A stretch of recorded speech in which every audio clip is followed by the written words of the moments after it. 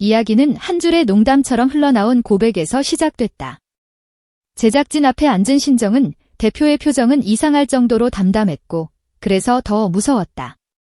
김영빈이 나가면 우리 회사는 폐업해야 할지도 몰라요. 순간 현장은 웃음으로 터졌지만 그 웃음은 금방 끝났다. 웃음이 멎은 자리엔 설명하기 어려운 정적이 남았다. 사람들은 본능적으로 느꼈다. 방금 들은 말이 예능 멘트의 과장이나 분위기 띄우기용 농담이 아니라 실제 숫자에서 비롯된 현실의 비명이었을 가능성을. 그리고 그 한마디가 기사 제목으로 뽑혀 온라인을 휩쓸자 업계는 같은 질문을 동시에 꺼내 들기 시작했다. 도대체 얼마나 벌길래 대표가 공개석상에서 폐업이라는 단어를 입에 올릴 수 있는가? 김영빈이라는 이름은 이미 오래전부터 단순한 트로트 가수라는 범주에 가두기 어려운 존재가 됐다. 행사 하나가 잡히면 지방 소도시의 숙박과 식당 예약이 동시에 들썩인다는 말이 과장이 아니었다.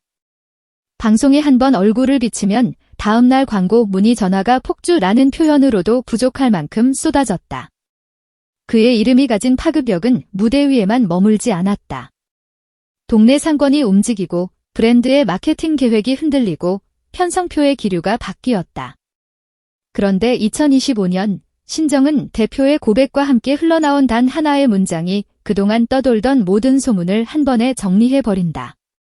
2025년도 이익 배분 비율이 공개되었습니다. 이 문장이 던져진 순간 경쟁사 재무팀과 정산팀이 동시에 모니터를 붙잡고 한숨을 내쉬었다는 이야기가 업계에서 돌았다.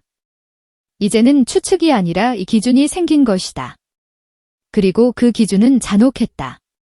왜냐하면 그 숫자는 누구든 따라하고 싶지만 누구도 쉽게 따라할 수 없는 구조를 전제로 하기 때문이다. 시간을 조금만 거슬러 올라가 보자. 2021년 겨울, 아직 모든 것이 이렇게 노골적으로 드러나기 전. 조용한 사무실 한편에서 한 관계자가 정산서를 받아들고 말을 잃었다는 소문이 돌았다. 정규 앨범 대폭발도 월드 투어도 화려한 해외 프로모션도 없었던 분기였는데 단 3개월 동안 김영빈이 회사에 안겨준 수익이 50억 원을 훌쩍 넘겼다는 비공식 이야기가 퍼져나갔다. 처음엔 다들 코웃음을 쳤다. 트로트 시장에서 그것도 별다른 폭발 이벤트 없이 분기 50억이라니. 말이 되냐고. 그런데 구체적인 항목이 돌기 시작하자 분위기가 변했다. 새 음원이 없어도 이미 발표된 곡들의 스트리밍은 끊기지 않았고 음반 판매는 느리게라도 계속 쌓였고 광고 재계약은 연쇄적으로 이어졌고 브랜드 평판에서 파생된 콜라보와 온라인 콘텐츠 수익은 예측을 벗어나 꾸준히 터졌다. 특정 시기에 폭발하고 사라지는 불꽃놀이가 아니라 계절과 상관없이 계속 달아오르는 가스레인지 같은 매출 곡선. 그 그래프의 기괴함이 업계 사람들을 더 소름 돋게 했다. 잠깐 반짝하는 스타가 아니라 지속적으로 돈의 흐름을 만들어내는 시스템 그 자체였기 때문이다. 이쯤에서 사람들이 착각하는 부분이 있다. 김영빈이 잘 벌면 회사도 좋고 팬도 좋고 다 좋은 거 아니야. 겉으로는 맞다. 하지만 진짜 충격은 얼마를 벌었냐보다 어떻게 나눴냐에서 터졌다. 대부분의 엔터 구조는 리스크를 분산한다. 여러 팀을 굴리고 여러 아티스트를 키우고 실패를 통계로 덮어버린다. 한 팀이 무너지면 다른 팀이 메워준다. 그런데 물고기 뮤직은 정반대의 길을 택한 것으로 묘사된다. 단 하나의 슈퍼 IP, 단 한 사람의 이름에 모든 칩을 올리는 선택과 집중. 업계 카톡방과 회식 자리에서 회사라기보다 김영빈 개인 투자사 아니냐 같은 농담이 돌았던 이유가 여기 있다.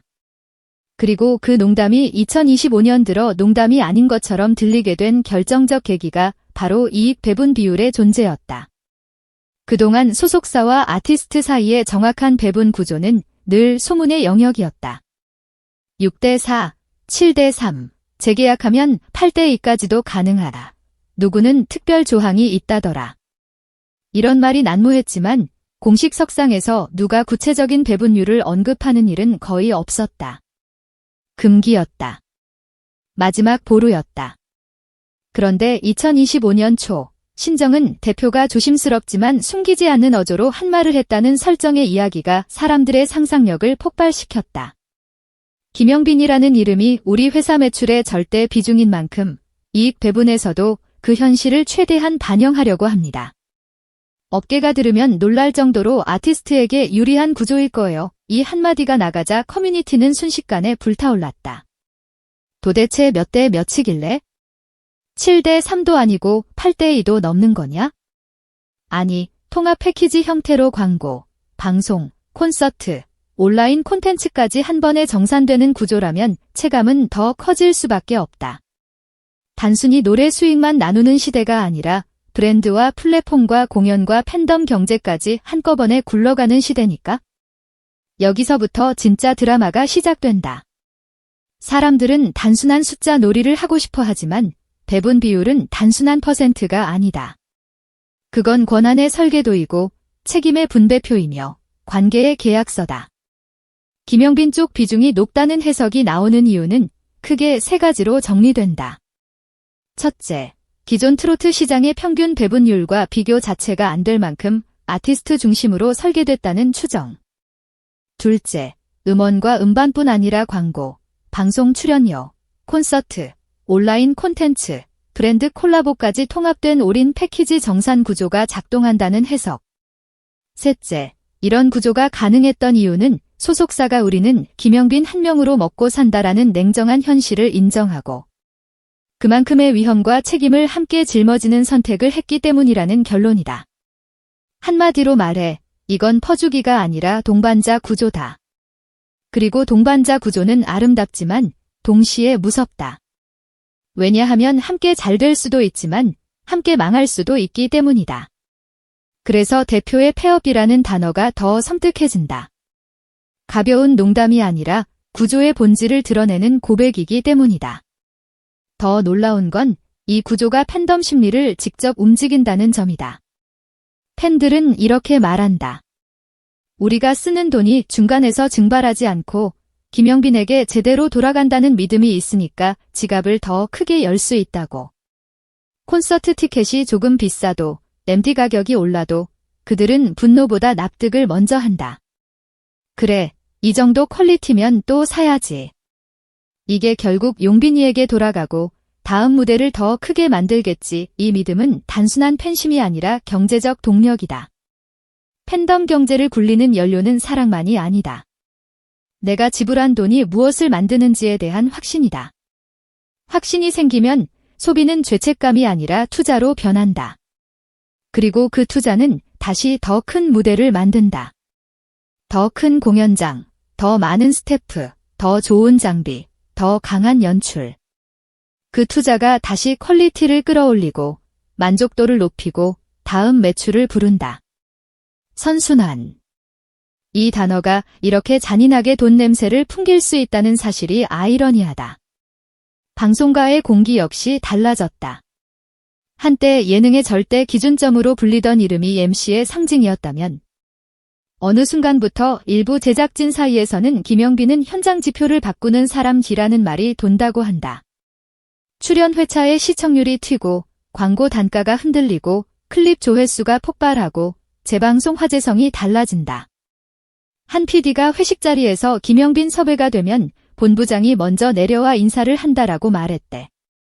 사람들은 웃지만 그 말이 농담처럼 들리지 않는다.